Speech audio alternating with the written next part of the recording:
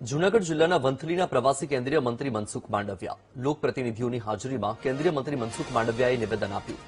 ગામડાઓમાં ગ્રામસભા માત્ર કાગળ પર યોજાય છે. કેન્દ્રીય મંત્રી મનસુખ માંડવિયાએ નિયમિત ગ્રામસભા યોજવા હાકલ કરી છે. અધિકારીઓને ગ્રામસભામાં હાજર રાખવા મનસુખ માંડવિયાએ ટકોર કરી.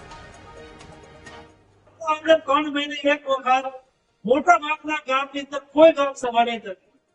3 મહિને સભા કરવાની રહેશે તો કાગળો વસૂલ થતી થાય છે કે નથી થતી? સાચું.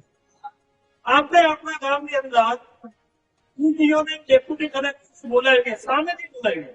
ડીડીઓ સાહેબ 3 મહિના થઈ ગયા છે, ચાલો ગ્રામ સભા કરી છે, બધા અધિકારીઓ લઈને આવો. તો તાલુકાના બધા જ અધિકારી આપણા ગામમાં આવશે નહીં આવે.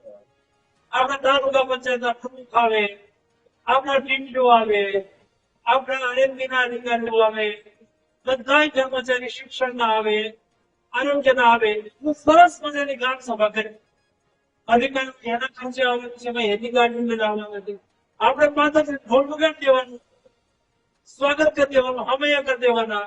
એ વખતે ગામ આપણું કઈ કામ ગામ કહેશે તેના કારણે કરવાનો હાથ. આવડતથી આપણે આપણા ગામના પ્રશ્નોને ઉકેલવા, આવડતથી આપણે ખર્ચા કરવા.